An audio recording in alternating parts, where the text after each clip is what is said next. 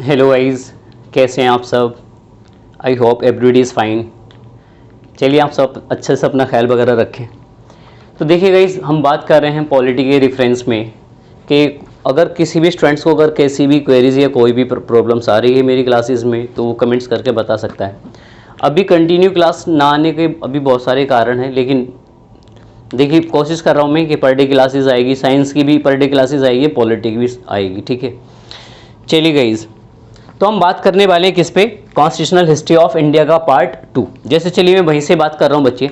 तो हमने क्या देखा था कि हमने पढ़ा था सर भारत का जो संवैधानिक विकास है उसकी शुरुआत कब और कैसे हुई है, कि किस तरह से ये सारा डिपार्टमेंट हमने कल पढ़ा था।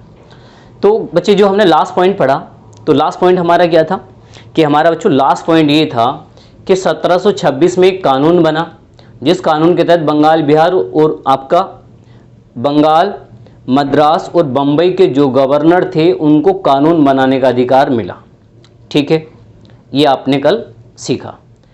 आज मैं जिस पे बात करने वाला हूँ बच्चे कि जब ये अधिकार इन लोगों को मिल गए तो धीरे धीरे क्या था कि जो ब्रिटिश थे उनका जो ईस्ट इंडिया कंपनी का वर्चस्व भारत में दिन प्रतिदिन बढ़ता चला गया। फिर इंडिया के जितने भी राजा महाराजा हुआ करते थे, मराठा, मुगल, राजपूत, तो इन्होंने, ब्रिटिश ने क्या काम किया, उनके कामों में भी हस्तक्षेप करना स्टार्ट कर दिया, दखलंदाजी देना स्टार्ट कर दिया। दूसरा क्या था कि ये जनता का शोषण करते थे, या मुगलों ने मान लीजिए कहीं पर भी अपनी चुंगी कर वसूलने के लिए जो कार्यकर्ता लगा रखे थे, ये उनके साथ में मनमानी करते थे और बहुत जगह पर ये सेल्फ टैक्स वसूलते थे, ठीक। इसका बड़ा रूप देखने को मिलता है जब इनका अत्याचार धीरे धीरे बढ़ता चला गया, तब अंग्रेजों और भारतीयों के बीच में एक युद्ध हुआ बच्चों, जिसको आज हम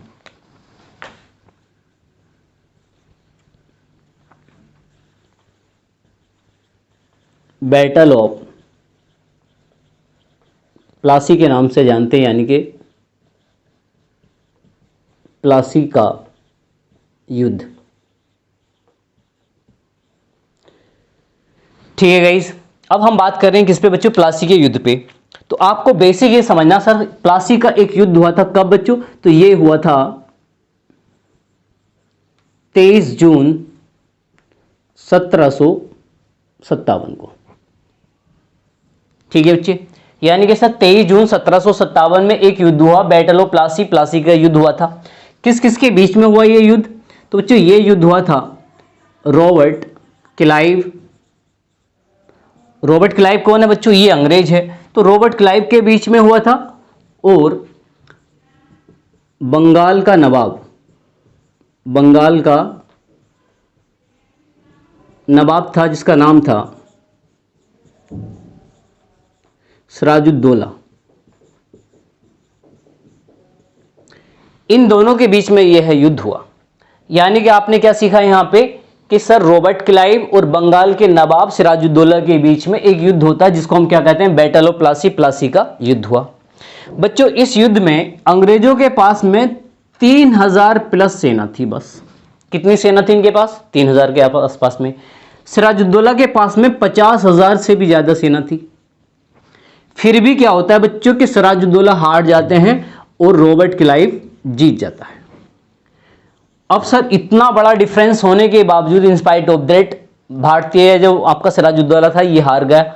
बहुत सारे कारण थे, क्योंकि इनके पास में आधुनिक उपकरण वगैरह थे, इन लोगों के पास में वो लाठी वगैरह वही नॉर्मल, ना कोई अच्छी टेक्निक थी।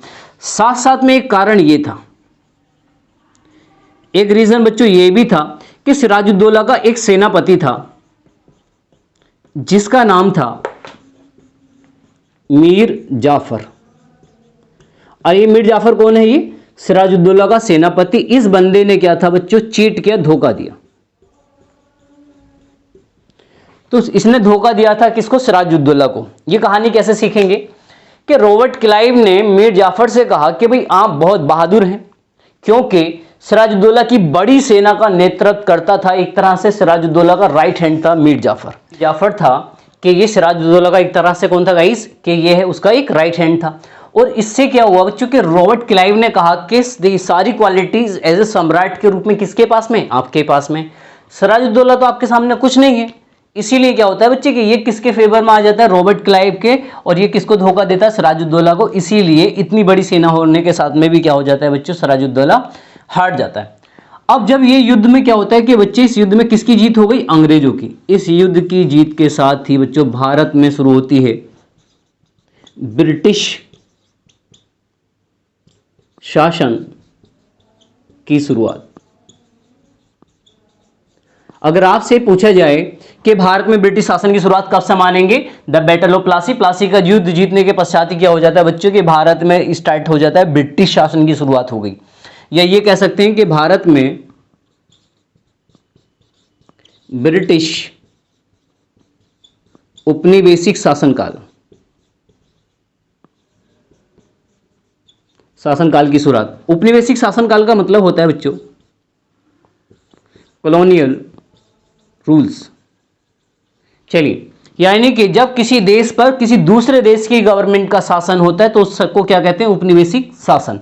जैसे इंडिया पे ब्रिटिश का अधिकार हो गया तो अब रूल कौन करेगा भारत पे? ब्रिटिश वाले करेंगे, इसीलिए क्या कहा जाएगा इसको? ब्रिटिश उपनिवेशिक शासनकाल।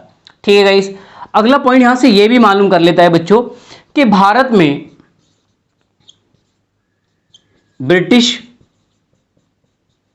शासन का जनक किसको कहा जाता है? तो बच्चे ये कहा जाता है रॉबर्ट क्लाइव को। यानी कि भारत में ब्रिटिश शासन का जनक भी किसको माना जाता है बच्चों? रॉबर्ट क्लाइव को माना जाता है। एक चीज और याद रखेंगे यही कि इसके रेफरेंस में कि बच्चे प्रश्न ये है कि जिस समय बैटल ऑफ प्लासी हुआ था, ये युद्ध हुआ, उस समय कौन मुगल शासक था? तो अगर पूछा जाए मुगल शासक तो कौन था बच्चों उस टाइम पे? आलमगीर द्वितीय। यानी कि भारत में उस समय आलमगीर द्वितीय ये मुगल सम्राट थे जिस टाइम पर ये युद्ध होता है। और इस युद्ध के पश्चात ही क्या हो जाता है बच्चों? रॉबर्ट क्लाइव को बंगाल का पहला गवर्नर नियुक्त किया। क्या ये बात समझ में आ गई? अब यहां से एक चीज याद रखेंगे, रॉबर्ट क्लाइव को बंगाल का पहला गवर्नर नियुक्त किया। और बंगाल कहां पड़ता है? भारत में। तो इसका मतलब यह है बच्चे कि रॉबर्ट क्लाइव बंगाल और भारत का पहला गवर्नर है। क्या है ये? पहला गवर्नर। अब आप सोचेंगे सर आपने ये भी पढ़ाया था कि उस समय 1726 के टाइम पर मद्रास, बंबई और जो कलकत्ता वहां के जो गवर्नर थे तो फिर वो कैसे थे? वो एक तरह के प्रमुख थे। तो बोर्ड ऑफ डायरेक्टर की तरफ से वो प्रमुख रूप की तरह थे, लेकिन ईस्ट इंडिया कंपनी ने अपनी ओर से पहला जो गवर्नर नियुक्त किया वो किसे? रॉबर्ट क्लाइव को। तो रॉबर्ट क्लाइव बंगाल के पहले गवर्नर बने। ठीक है गाइस, चलिए नेक्स्ट पॉइंट अगली लाइन पे देख लेते हैं। यहां से हम हेडिंग है बंगाल के गवर्नर। अगर आप बंगाल के गवर्नर की बात करेंगे तो पहला गवर्नर कौन बना बच्चों? Robert Clive. यानी कि रॉबर्ट क्लाइव कौन है बच्चों? रॉबर्ट क्लाइव बंगाल का पहला गवर्नर बना था 1757 से लेकर ये रहा था 1760 तक। उसके बाद में क्या हुआ? रॉबर्ट क्लाइव को ब्रिटिश पार्लियामेंट ने सडनली अचानक वापस बुला लिया। जब इसको वापस बुला लिया तो फिर उसके बाद में क्या होता है बच्चों के बंगाल का जो गवर्नर बनाया गया होलवेल। किसको बनाया गया? होलवेल को बनाया गया था 1760 में, वो भी फ्यू डेज, कुछ दिन के लिए ये बना। एक तरह से ये कह सकते हैं कि ये क्या था बच्चों? अस्थाई गवर्नर। बंगाल का अगर पूछा जाए कि बंगाल का अस्थाई गवर्नर कौन बना था तो होलवेल बना था। बच्चे इसके टाइम के बारे में एक बड़ी प्रोमिनेंट घटना हुई और उस घटना का इसने उल्लेख किया है जिसका नाम है ब्लैक होल।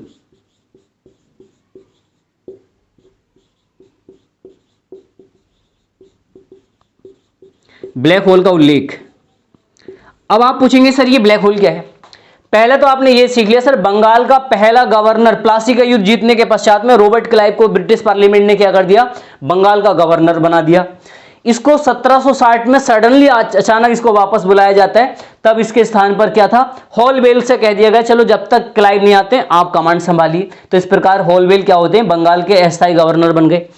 होलवेल ने क्या किया था? ब्लैक होल का उल्लेख किया है। अब ये ब्लैक होल क्या है बच्चे? ये ब्लैक होल ऐसा समझेंगे 1757 की एक घटना हुई। ऐसा कहा जाता है कि इतिहास में कि सिराजुद्दौला ने समथिंग 247 के आसपास में अंग्रेजों को एक कमरे में बंद कर दिया।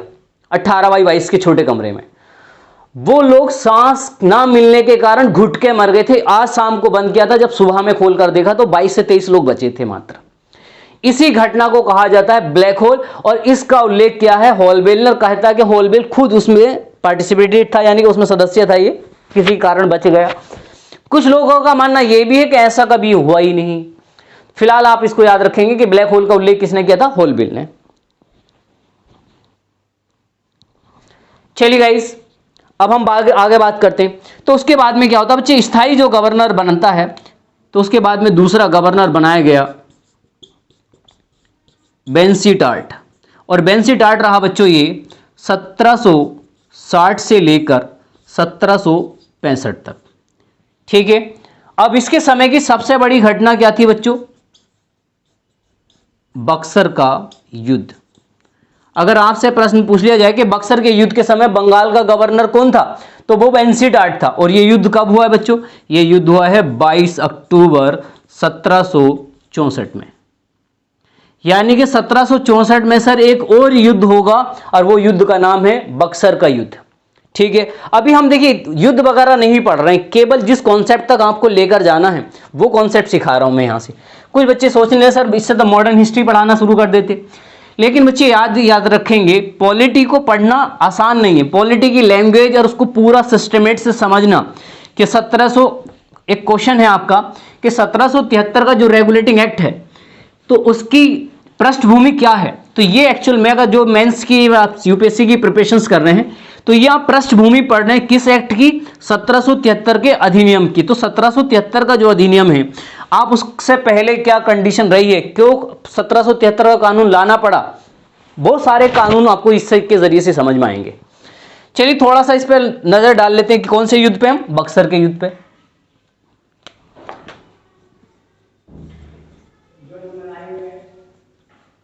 बक्सर का युद्ध। तो बच्चे बक्सर का युद्ध कब हुआ था? आपने पता है कि सर 22 अक्टूबर 1764 में। ठीक। अब ये युद्ध किस किस के बीच में हुआ, चलिए उस पर बात कर लेते हैं। तो बच्चे ये युद्ध हुआ था हेक्टर मुनरो के बीच में और भारत की संयुक्त सेना के बीच में। यानी कि आपने यहां से ये सीखा सर जो बक्सर का युद्ध हुआ था, और ये युद्ध कहां पर हुआ है बच्चों? बिहार में। ये बक्सर का मैदान कहां पर है? बिहार में एक युद्ध होता है कि हेक्टर मुनरो अंग्रेजों की तरफ से लीडर था और भारत की संयुक्त सेना थी। संयुक्त मतलब इसमें कई लोग थे, जैसे कि एक था इसमें बंगाल का नवाब। अब बंगाल का नवाब कौन था बच्चों? उस टाइम पे था मीर कासिम। एक नाम आया था मीर जाफर। ये मीर जाफर वो अलग है और ये अलग है। तो एक था मीर कासिम, एक था अवध का नवाब। अवध का नवाब, अगर आप अवध के नवाब की बात करें तो उनका नाम था सुजाउद्दौला। और एक थे बच्चे इसमें मुगल सम्राट। मुगल सम्राट शाह आलम द्वितीय। यानी कि आपने क्या देखा बच्चों कि सर बक्सर का युद्ध होता है बिहार में, और बिहार में किसमें? सर अंग्रेजों की तरफ से हेक्टर मुनरो आता है और भारत की तरफ से एक बड़ी संयुक्त सेनाएं जिसमें बंगाल का नवाब, अवध का एक नवाब था सिराजुद्दौला और मुगल सम्राट शाह आलम, ये इनके बीच में युद्ध हुआ। अब इस युद्ध के बारे में अगर बात की जाए बच्चे, इतनी बड़ी सेना होने के इंस्पाइट ऑफ दैट ये लोग सब हार जाते हैं और इसमें क्या होता है? हेक्टर मुनरो की जीत हो गई। इसी युद्ध के साथ में बच्चों भारत में वास्तविक ब्रिटिश शासन की स्थापना या शुरुआत।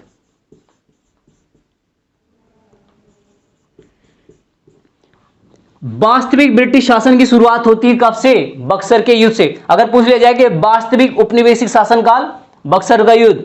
भारत की संप्रभुता वास्तविक रूप से अंग्रेजों पर कब गई? बक्सर के युद्ध से।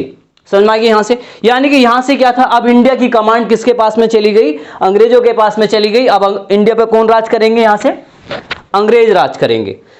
ठीक है इस, तो बच्चों बेंसीडाट के बाद में क्या था, फिर उसके बाद में बंगाल का गवर्नर बनता है एक बार फिर से रॉबर्ट क्लाइव।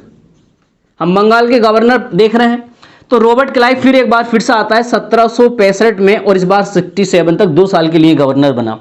इस प्रकार बंगाल का कितनी बार गवर्नर बना है रॉबर्ट क्लाइव, 2 बार। इस बार क्या होता है बच्चों, इनके टाइम पर होती है इलाहाबाद की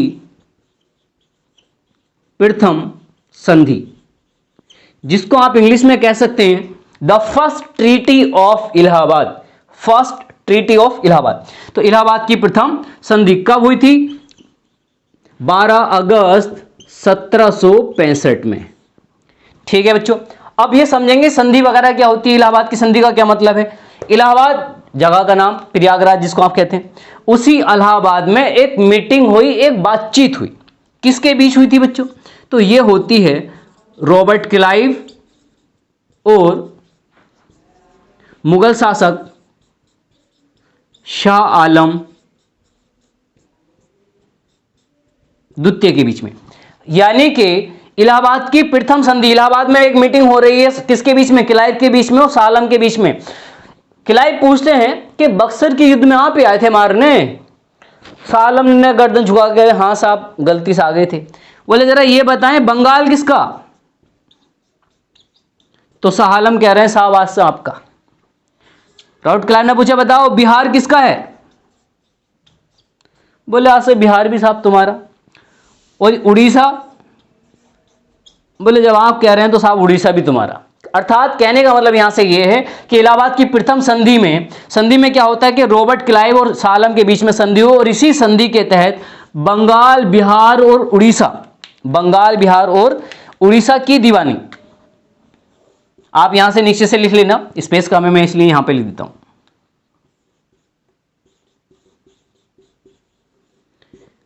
तो मैंने कहा यहां से कि शाह आलम द्वितीय ने बंगाल बिहार और उड़ीसा की दीवानी अंग्रेजों को सौंप दी। अब ये दीवानी मतलब कौन सी वाली दीवानी, वो दीवानी नहीं जो आप समझ रहे हैं, दीवानी का मतलब क्षेत्र से, यानी कि बंगाल बिहार उड़ीसा का जो क्षेत्र है इसको किसको सौंप दिया गया, अंग्रेजों को। अब यहां से जो व्यापार करेंगे, जो यहां के लिए कानून बनाएंगे, कौन बनाएगी, ब्रिटिश गवर्नमेंट। समझ में आ गया यहां से। तो कई दफा आपसे पूछा जाएगा कि संधि के तहत बंगाल बिहार उड़ीसा का क्षेत्र अंग्रेजों को सौंपा गया, किस संधि के तहत, तो इलाहाबाद की प्रथम संधि कब हुई थी, 12 अगस्त। चलिए टास्क है आपके लिए, आपने बताना बच्चों 12 अगस्त को कौन सा दिवस मनाया जाता है, 12 अगस्त को कौन सा दिवस मनाया जाता है। क्वेश्चन सेकंड, इलाहाबाद की दूसरी संधि कब हुई थी, इलाहाबाद की दूसरी संधि कब हुई और किसके बीच में हुई थी, ये कमेंट्स करके मुझे बताइए। ठीक है इस, चलिए आगे बात करते हैं।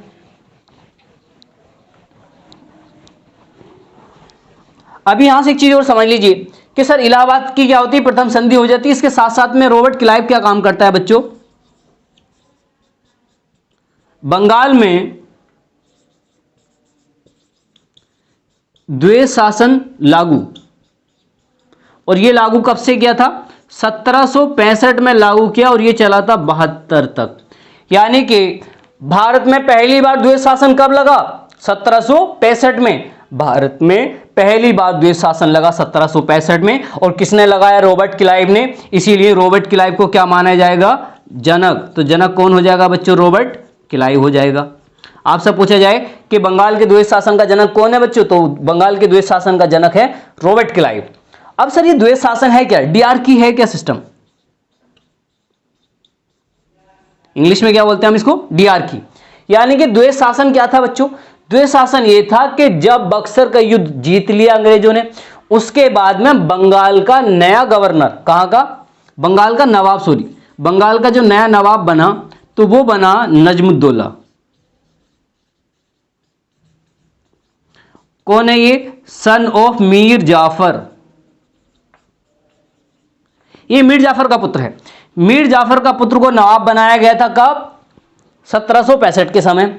तो 1765 में नजमुद्दौला से ये कहा गया कि आप बंगाल की जनता के लिए कानून बनाओगे, उनकी फौजदारी या उनके लिए नियम कानून बनाएंगे, लेकिन वहां से टैक्स जो वसूलना है, रेवेन्यू से रिलेटेड, राजस्व से संबंधित जो कानून होंगे वो हम बनाएंगे। यानी कि यहां से दो कानून चलेंगे, एक रॉबर्ट क्लाइव के द्वारा कानून बनाया जाएगा नजमुद्दौला के लिए भी, उसको कहा गया द्वैध शासन यानी कि दोहरा शासन।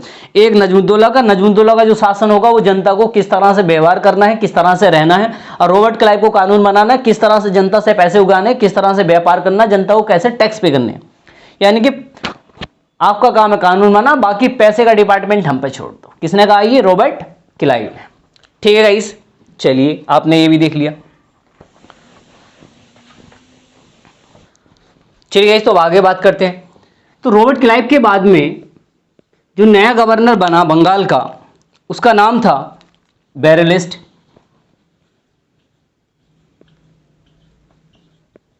और ये रहा बच्चों 1767 से 69 तक। इसके बाद में जो नेक्स्ट गवर्नर बना तो बच्चे वो बना जॉन कर्टियार। और ये कर्टियार कब तक रहा? 1769 टू 72 तक। ठीक, इसके टाइम की एक प्रोमिनेंट घटना यह है कि आधुनिक भारत का प्रथम अकाल पड़ा। तो अगर आपसे यह पूछा जाए कि आधुनिक भारत का प्रथम अकाल किसके समय पड़ा था, तो जॉन कर्टियार के टाइम पर पड़ा था। और कब? 1770 में। ठीक, चलिए इसके बाद में कहानी में थोड़ा सा ट्विस्ट आएगा यहां पे, कि कहानी में एक बच्चे ट्विस्ट यहां से ये कि इसके बाद में जो गवर्नर बनाया गया, तो गवर्नर बनाया गया वारेन हेस्टिंग्स को। वारेन हेस्टिंग कब से कब तक रहे? 1772 से 73 तक बंगाल के गवर्नर। ठीक है, अब आ जाओ इनके बारे में जानते हैं। पहले एक थोड़ा सा स्टेटमेंट सुनेंगे। हुआ क्या बच्चे, ऐसा मान लीजिए कि जो ईस्ट इंडिया कंपनी थी, तो बच्चे वो ना हर साल एक अपना अनुमान लगाती थी कि इस साल हमें इतनी इनकम होगी या इतना प्रॉफिट होगा। उदाहरण के तौर पे ईस्ट इंडिया कंपनी ने जो अपना अनुमान लगाया, तो उनको लगा कि इस बार 100 करोड़ रुपए का प्रॉफिट होने वाला है। हमें एक आइडिया लगाया, ठीक, प्रॉफिट कितने का माना उन्होंने? 100 करोड़ का। लेकिन जो मिला कितना? केवल 40 करोड़। जबकि आइडिया कितना था? 100 करोड़ का। मिले कितने? 40 करोड़। जो उन्होंने खर्च किए थे, जो अगर खर्च की बात करूं तो खर्च हुए थे ईस्ट इंडिया कंपनी के केवल 10 करोड़। एक बात सुनेंगे अब इससे, यानी कि खर्च हुए ईस्ट इंडिया कंपनी के केवल मात्र 10 करोड़। जितने भी आर्मीज वगैरह ईस्ट इंडिया कंपनी की थी उन सब में, उन अधिकारियों को बांटने में। और जबकि मिले कितने? 40 करोड़। यानी कि मुनाफा कितने का हुआ है? 30 करोड़ का। लेकिन आइडिया कितना था? 100 करोड़ का। भाई 100 करोड़ का आइडिया था, तो उसके हिसाब से तो प्रॉफिट हुआ कि नुकसान हुआ? तो उसके हिसाब से कंपनी को क्या हुआ है? नुकसान। जबकि कंपनी नुकसान में तो कभी थी नहीं, क्योंकि 10 करोड़ केवल खर्च है और मिले 40 करोड़। लेकिन हाँ, उनकी सोच के हिसाब से नुकसान हुआ है। तो सेम ये चीज कि ईस्ट इंडिया कंपनी को क्या होता है बच्चों? नुकसान हुआ। जब नुकसान हुआ तब जाके 1772 में एक गुप्त समिति बनाई गई, सीक्रेट कमेटी, और उसका काम यह था कि वो इंडिया आए और इंडिया आने के बाद इन्वेस्टिगेट कर कर ये बताए कि आखिर कंपनी को नुकसान क्यों हुआ। समझ में आ गया यहां से? तो 1772 में एक कमेटी बनाई गई। वो कमेटी इंडिया आई, इंडिया में आकर उसने सर्वे किया। सर्वे करके जब वापस अपनी रिपोर्ट प्रस्तुत की, तो उस कमेटी ने अपनी रिपोर्ट में बताया कि ईस्ट इंडिया कंपनी के कर्मचारियों की गलत प्रवृत्ति के कारण, ईस्ट इंडिया कंपनी के कर्मचारियों की गलत प्रवृत्ति के कारण कंपनी को क्या हो रहा है? नुकसान हो रहा है। यानी कि कंपनी घाटे में नहीं है, लेकिन कंपनी के जो कार्यकर्ता हैं उनकी वजह से कंपनी घाटे में चल रही है। उनको पे आपको क्या करना पड़ेगा? लगाम लगानी पड़ेगी। अगर आप उन पर लगाम लगाएंगे तो उनके लिए आप एक कानून बना दीजिए, इससे क्या होगा? कंपनी को नुकसान नहीं होगा। समझ में आ गया यहां से? तब लगाम लगाने के लिए कानून बना 1773 में, और जिस कानून को हम किस नाम से जानते हैं? रेगुलेटिंग एक्ट के नाम से। चलिए बात करते हैं यहां से। तो ये उदाहरण समझा रहा था ऐसी। तो आप क्या देखते हैं, वारेन हेस्टिंग आए यहां से। उसके बाद में क्या होता है बच्चों, 1772 में क्या हुआ, एक गुप्त सीक्रेट कमेटी, गुप्त समिति का गठन हुआ। ठीक है बच्चों, किसने किया था, जब हुआ था बच्चे तो उस समय यूके के प्राइम मिनिस्टर जो थे उनका नाम था लॉर्ड नॉर्थ। तो लॉर्ड नॉर्थ के नेतृत्व में या फिर इन्होंने क्या था, एक कमेटी बनाई, गुप्त समिति। गुप्त समिति का क्या होती है बच्चों, ये आती है भारत में आके क्या किया इसने, सर्वे किया। सर्वे करने के बाद में अपनी रिपोर्ट प्रस्तुत की। ठीक, तो 1772 में कमेटी बनी, उसके बाद में इसने इन्वेस्टिगेट किया और अपनी जाकर रिपोर्ट प्रस्तुत कर दी। कब, 1773 में, नेक्स्ट ईयर में। ठीक है, और जबकि ये बात है उस समय भारत का, या भारत में क्या चीज, बंगाल का गवर्नर कौन था बच्चों जब ये कमेटी की बात चली है, वारेन हेस्टिंग। समझ में आ रहा है यहां आपको, यानी कि 1772 में गुप्त समिति बनी। ठीक, देखिए ब्रिटेन के पार्लियामेंट बहुत प्राइम मिनिस्टर थे, लॉर्ड नॉर्थ ने कमेटी बनाई जो भारत आई, आके उसने सर्वे किया, सर्वे करके अपनी रिपोर्ट प्रस्तुत की। कब, इस पे, इस रिपोर्ट की सिफारिश पर, रिकमेंडेशन पर, सिफारिश पर ब्रिटिश पार्लियामेंट यानी कि संसद, ब्रिटिश संसद ने एक कानून बनाया, कानून पास किया। जो कानून पास किया उस कानून का नाम था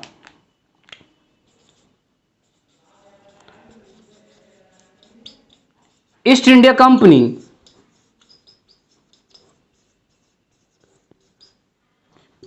रेगुलेटिंग एक्ट 1773। यानी कि हम जिस कानून को रेगुलेटिंग एक्ट कहते हैं उसका जनरली नाम क्या था कि east India company regulating act के नाम से एक कानून पास हुआ। कब ये कानून कब पास हुआ, 19 जून 1773 को।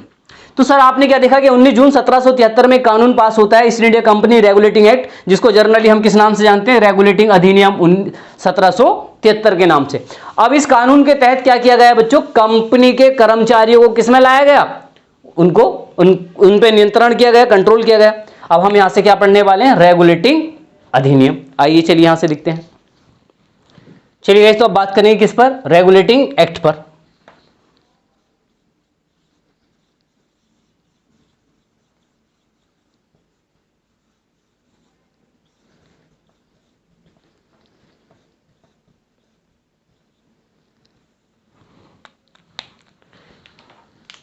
चलिए तो हम बात करने वाले हैं रेगुलेटिंग अधिनियम पर। बच्चों रेगुलेटिंग को हम इस टाइप से लिख सकते हैं, आप रेगुलेटिंग एक्ट या अधिनियम वगैरह कुछ भी लिख लीजिए। चलिए बात करते हैं सबसे पहला पॉइंट नंबर 1। इस कानून के तहत क्या किया गया बच्चों, भारत में जो ईस्ट इंडिया कंपनी थी, तो ईस्ट इंडिया कंपनी के कार्यों को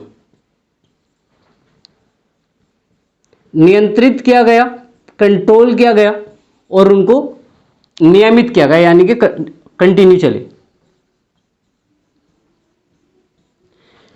क्वेश्चन कैसा आएगा आपसे, किस अधिनियम के तहत ईस्ट इंडिया कंपनी को नियंत्रित तथा नियमित किया गया, तो रेगुलेटिंग अधिनियम 1773। इसका मतलब क्या हुआ, इसका मतलब ये भारत में जो ईस्ट इंडिया कंपनी के जितने भी कार्य थे उनको कंट्रोल में लाया गया। किसके कंट्रोल में लाया गया, ब्रिटिश संसद, ब्रिटिश संसद, या फिर आप क्या कह सकते हैं बोर्ड ऑफ डायरेक्टर के अंडर में लेकर आएगा इसको। ठीक है, और इसको नियमित यानी कि कंटिन्यू, जिससे आगे भी काम कर सके। दूसरी पॉइंट याद रखेंगे, ईस्ट इंडिया कंपनी के जितने भी कर्मचारी थे विदाउट लाइसेंस ये क्या नहीं कर सकते, व्यापार नहीं कर सकते थे। यानी कि कर्मचारियों को कार्य करने पर क्या लगा दिया, प्रतिबंध। वो भी वो कार्य जो कार्यों से मतलब बिना परमिशन के, जो साइड से लोग बिजनेस करते थे। समझ में आ गया यहां से।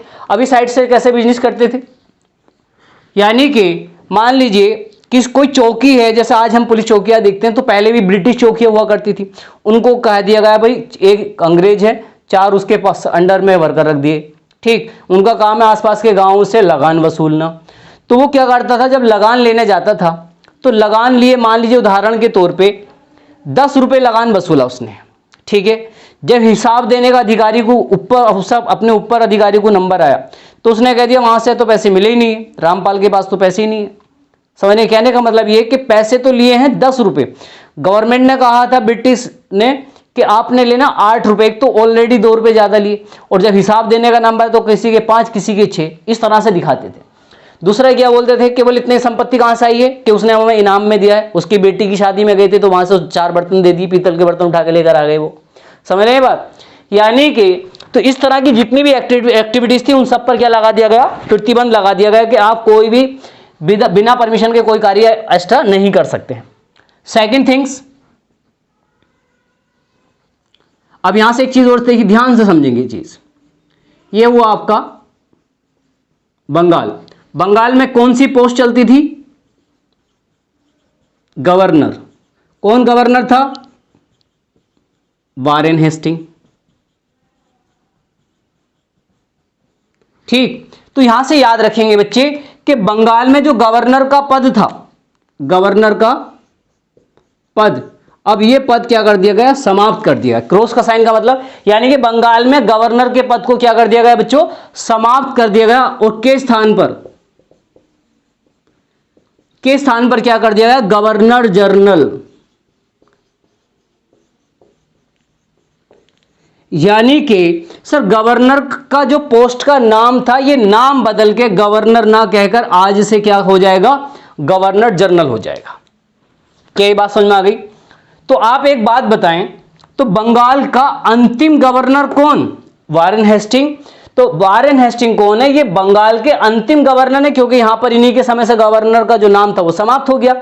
तो एक तो बंगाल के अंतिम गवर्नर बनेंगे और साथ साथ में बंगाल के पहले गवर्नर जनरल बनेंगे। तो बंगाल के पहले गवर्नर जनरल, बंगाल के पहले गवर्नर जनरल भी कौन बनेंगे, वारेन हेस्टिंग। क्या ये बात समझ में आ गई सबको? और वारेन हेस्टिंग जब ये बने तो ये कब से कब तक रहे थे, 1773 से लेकर 85 तक। यानी कि 1773 से लेकर 85 तक वारेन हेस्टिंग कौन बनकर रहेंगे, अब ये बंगाल के गवर्नर जनरल के रूप में नियुक्त किए गए हैं। तो यहां से सीखा आपने सर, वारेन हेस्टिंग बंगाल के अंतिम गवर्नर प्लस प्रथम गवर्नर जनरल है। ठीक, चलिए अगला पॉइंट याद रखेंगे। दूसरा काम क्या किया गया, जब इनको क्या बना दिया गया, गवर्नर जनरल। तो गवर्नर जनरल की हेल्प यानी कि मदद करने के लिए 4 सदस्यों की एक परिषद बनाई गई। 4 सदस्यों की क्या की गई बच्चों, एक परिषद बनाई गई, जिनके चारों सदस्य ये हैं।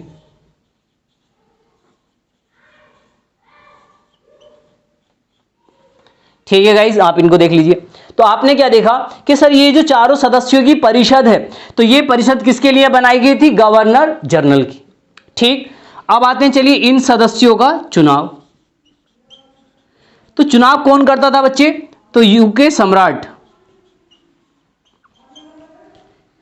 किसके कहने पर चुने जाते थे, यूके सम्राट के द्वारा चुने जाते थे। इनका जो कार्यकाल अगर पूछा जाए आपसे, तो बच्चे कार्यकाल था 5 इयर्स।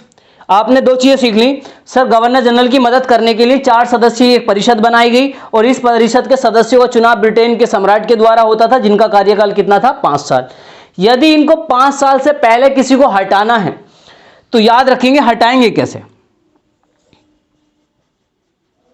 अगर इनको क्या करना पड़ जाए, हटाना पड़ जाए, तो हटाने के लिए हमें एक काम करना पड़ेगा कि जो बोर्ड ऑफ डायरेक्टर, अरे वो 26 सदस्यों वाला एक ग्रुप था, बोर्ड ऑफ डायरेक्टर निदेशक मंडल, जिसमें एक निदेशक है, उप निदेशक, 24 अन्य सदस्य। तो बोर्ड ऑफ डायरेक्टर के सदस्य क्या करेंगे,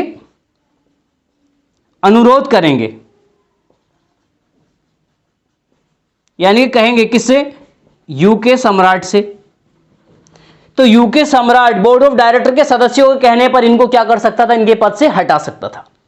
क्या बात समझ में आ गई? यहां से एक चीज और याद रखेंगे, परिषद का निर्णय, किसमें बात कर रहा हूं मैं, परिषद के निर्णय पर। तो बच्चों जो 4 सदस्यीय समिति थी, इसका जो निर्णय कैसे लिया जाएगा, तो निर्णय ऐसे लिया जाएगा बच्चों, सामूहिक निर्णय होगा। सामूहिक का मतलब है 3 लोग जिधर होंगे उनकी बात मानी जाएगी। अर्थात यदि मान लीजिए गवर्नर जनरल ने कोई फैसला लिया कि मुझे क्या करना है कि उस वाली रियासत पे या उस राजा पे भारत के अटैक करना है, परिषद के 4 सदस्य थे, इनके बिना इजाजत के, बिना इनसे डिस्कस किए कर नहीं सकता था। अगर इन 4 सदस्यों में से 3 सदस्यों ने कह दिया गया आप उन पर अटैक नहीं कर सकते, तो जो गवर्नर जनरल होगा वो कुछ नहीं कर सकता। अर्थात गवर्नर जनरल क्या था, ये किसके प्रति उत्तरदायी था, अपनी परिषद के प्रति उत्तरदायी था कि ये इनकी परमिशन पर नहीं, बिना इनकी परमिशन के नहीं कर सकता। क्लियर हो गया? यहां से एक काम और किया गया वो समझेंगे। ये जो बंगाल का गवर्नर से गवर्नर जनरल बना दिया गया, इसकी पावर को बढ़ा दिया गया। पावर में क्या कर दी गई बच्चों, वृद्धि। किसकी पावर में वृद्धि हो गई सर, ये जो बंगाल में के जो गवर्नर जनरल बना उसकी पावर में वृद्धि हो गई, यानी कि अब मेन सेंट्रल गवर्नमेंट जो बनेगी वो बंगाल हो गई। अब पावर में वृद्धि कैसा हो गई, यहां से देख लेंगे। बंबई और मद्रास, ये 2 अलग प्रेसिडेंसियां थी। देखो मैं एक लफ्ज यूज कर रहा हूं, presidency. Bombay presidency, Madras presidency, Bengal presidency. इनका मतलब ये प्रेसिडेंसी हम उन क्षेत्रों को कहते हैं जिन पर ब्रिटिश का शासन था। यानी कि बंबई पे जब अंग्रेजों का शासन था तो बंबई को क्या कह रहा हूं मैं, ब्रिटिश, यानी कि बंबई प्रेसिडेंसी। यानी कि प्रेसिडेंसी का मतलब समझ में आ गया, एक ऐसा क्षेत्र जिस पे ब्रिटिश का शासन होगा। तो जो पहले क्या होता था, बंबई का गवर्नर अलग होता था, मद्रास का गवर्नर अलग होता था। ठीक, ये अपने क्षेत्र के लिए कानून देखता था, ये यहां के लिए काम करता था। लेकिन जब उसकी पावर में वृद्धि कर दी गई तो जो बंबई और मद्रास को बंगाल के अधीन क्या कर दिया गया, इनको अधीन कर दिया गया। यानी कि बंबई का गवर्नर या मद्रास का गवर्नर कोई भी कानून, कोई भी काम अब बिना बंगाल के गवर्नर जनरल की परमिशन के बिना नहीं कर सकता था।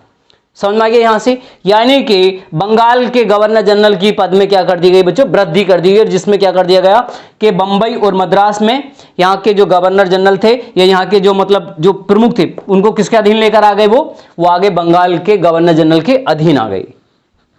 चलिए आगे देखते हैं। नेक्स्ट पॉइंट क्या किया गया बच्चों, इतना समझ में आ गया आप सबको? चलिए एक बार और समझ लीजिए। सर रेगुलेटिंग एक्ट आता है 1773 में, ठीक है बच्चों। इसको क्यों लेकर आए गए और इससे क्या बेनिफिट हुआ? सर इसको इसलिए लाए क्योंकि कंपनी के कर्मचारियों की गलत प्रवृत्ति के कारण कंपनी नुकसान में जा रही थी।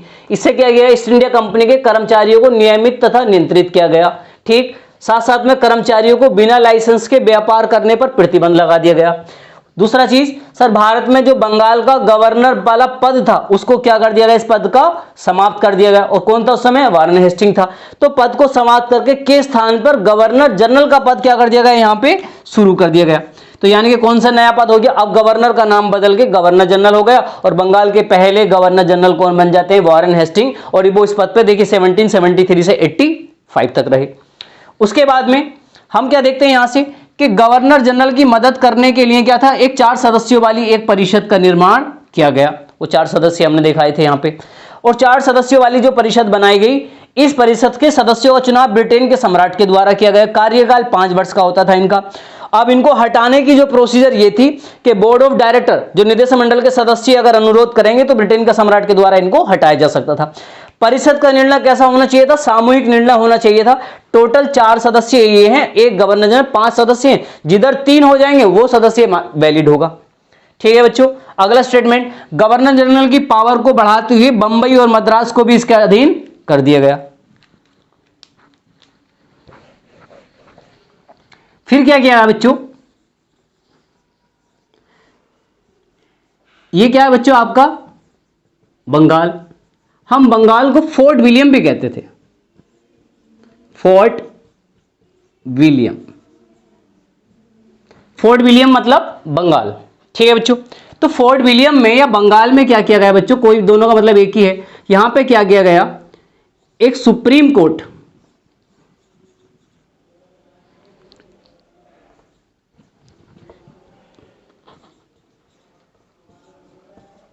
सर्वोच्च न्यायालय की स्थापना हुई। यानी कि क्या किया गया बच्चों कि सर बंगाल या फोर्ट विलियम में एक सुप्रीम कोर्ट की स्थापना की गई जिसके अंदर 4 जज थे। सबसे पहले बात करेंगे इनकी नियुक्ति। नियुक्ति किसके द्वारा होती थी? बाय यूके सम्राट। चलिए ये भी सीख लिया आपने। कितने जज थे इसमें? टोटल 4। एक मुख्य न्यायाधीश, एक कौन है इसमें मुख्य न्यायाधीश? सर वो कौन थे? Sir Elizabeth Impey. Sir Elijah Impey. तो ये मुख्य न्यायाधीश थे और 3 इसमें अन्य जज थे। और जो 3 अदर थे उसमें एक था चेम्बर्स हायर्ड और एक बंदे का नाम था लेमेस्टर। चलिए गाइस, तो आपने क्या देखा यहां पे कि सर इसी अधिनियम के तहत कलकत्ता में क्या हुआ? एक सुप्रीम कोर्ट बना। कब? और ये कोर्ट बना था 1774 में। यानी कि जैसा उदाहरण के तौर पे मान लीजिए जीएसटी का कानून 2016 में बना, लेकिन लागू कब से हुआ? वो हुआ था कब से? 17 से। उसी प्रकार से ये कानून आया 73 में, लेकिन जो कोर्ट इसके तहत जो बना वो कब जाके बना? 1774 में। अब ये जो सुप्रीम कोर्ट था बच्चों, ये एक अभिलेख न्यायालय था। अभिलेख न्यायालय। सर अभिलेख न्यायालय किसको कहते हैं? ऐसा कोर्ट जिसके पास में जितने भी केस की सुनवाई होगी वो उसका लेखा जोखा अपने पास रखेगा। जैसे मान लीजिए मैं ये क्लास पढ़ा रहा हूं तो मैं इस क्लास का डेटा रिकॉर्ड करके अपने पास में रखूं जिससे कि भविष्य में इस क्लास को मैं देख सकूं। इसी प्रकार से ये सर्वोच्च न्यायालय भी अपने पास में जो केसेस आते थे तो उनका लेखा जोखा अपने पास रखते थे। ऐसे कोर्टों को क्या बोला जाता? अभिलेख न्यायालय था। प्लस कार्य क्षेत्र। बच्चों उसका कार्य क्षेत्र जो था ओनली केवल कलकत्ता, यानी कि केवल सिर्फ और सिर्फ कहां तक था? बंगाल तक था। यह बात समझ में आ गई आपको? उसके बाद में याद रखेंगे कुछ पावर्स की चीजें हैं सर्वोच्च न्यायालय में। याद रखेंगे गवर्नर जनरल प्लस उसकी 4 सदस्यीय परिषद।